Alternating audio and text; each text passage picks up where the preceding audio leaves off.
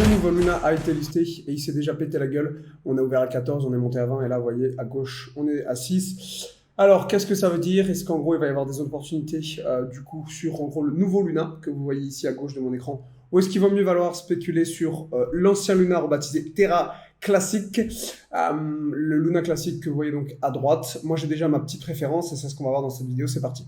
Allez, pour ceux qui ne me connaissent pas, je suis market maker pour un broker à chez Plauvi et je partage sur cette chaîne l'envers du décor de la finance. Donc ceux qui évidemment voudraient en savoir plus, je vous invite à vous abonner et liker la vidéo, ça fait toujours plaisir. Allez, c'est parti Luna. Bon, comme je vous l'avais dit, j'étais plutôt en faveur d'un burn, ils ont fait un fork. Je rappelle quand même que quelques jours avant le vote, la communauté avait quand même voté, avait massivement refusé en gros la perspective d'un hard fork.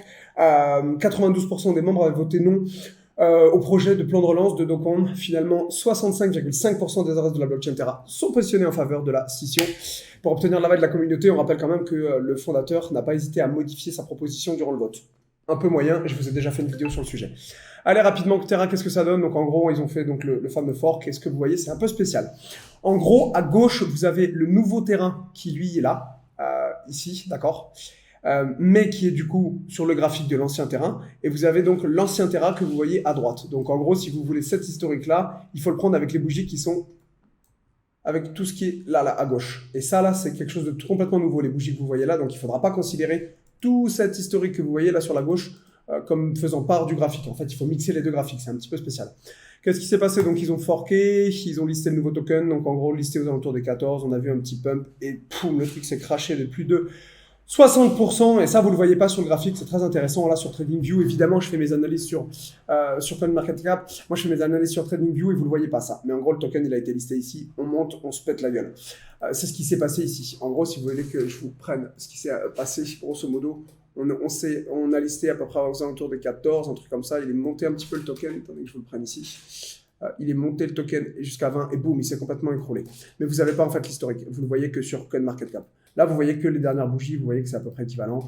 Là, on est à 6,19. Sur CoinMarketCap, vous voyez qu'on tourne aux alentours des 6. C'est à peu près ça. Honnêtement, bon, c'est hypocrisie générale. Je rappelle quand même que CZ lui-même avait dit que c'était pas forcément une bonne idée de forker. Récemment, il a même tweeté "Credibility is the ultimate currency". Et pourtant, c'est quand même l'un des premiers exchanges à lister le nouveau Luna. Alors pour ceux qui voudraient voir où est-ce que c'est listé, suivez votre Guru, c'est plutôt pas mal ce qu'il fait.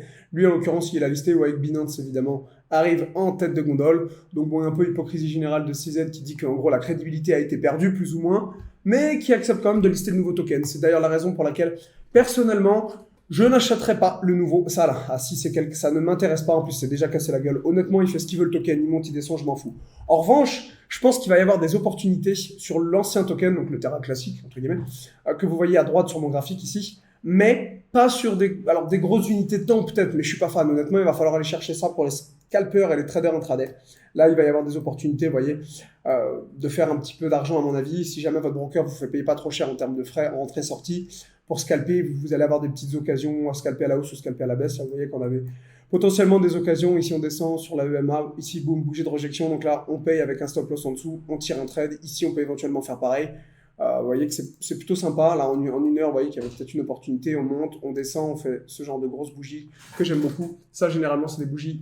C'est une technique de scalper. Vous payez pour ceux qui veulent avoir un stop loss. Vous mettez votre stop loss en gros dessous. Hop, pardon. Et du coup, là, ça vous permet de tirer un trade. Ça, c'est typiquement le genre de truc que j'aime utiliser sur de l'intraday. Donc, vous faites ça en 2 minutes, vous faites ça en 5 minutes, vous faites ça en 15 minutes. Je pense qu'il va y avoir un petit peu des choses à faire. Pourquoi je vous dis ça? Tout simplement, en fait, en termes de volume, regardez. Là, il y avait énormément de volume. Vous voyez que ça se compte en millions. Mais sur les dernières bougies, hop, je vais vous prendre juste les dernières bougies, regardez. Les dernières bougies, ça se compte en millions. 1 million, 2 millions. Il n'y a pas eu beaucoup de volume pour le nouveau terrain. En revanche, pour l'ancien terrain, regardez, il y a énormément de volume. Donc, ça montre que les gens croient, entre guillemets, espèrent évidemment faire de l'argent, les spéculateurs, sur l'ancien terrain.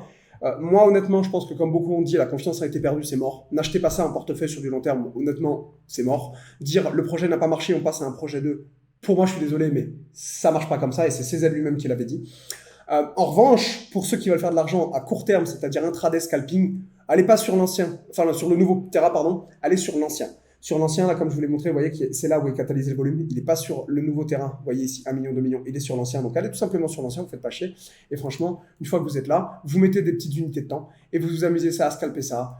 Sur de l'horaire aussi, vous avez vraiment le temps sur du 15 minutes, sur du 5 minutes. Vous voyez qu'il y a des petites opportunités éventuellement à l'achat, peut-être à la vente. Bref, à vous de voir en fonction des techniques que vous utilisez. Mais moi, perso, c'est comme ça que je la jouerais. En termes d'achat, de portefeuille, j'achèterai ni l'un ni l'autre. Encore une fois, au risque de me répéter, les gars, la confiance a été perdue. Et quand la confiance est perdue, elle ne revient pas.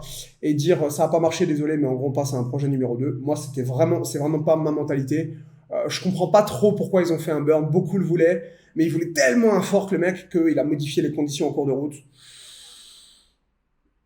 Perso, j'achète pas ça. Vous faites ce que vous voulez, mais moi, je spécule, mais j'achèterai pas ça.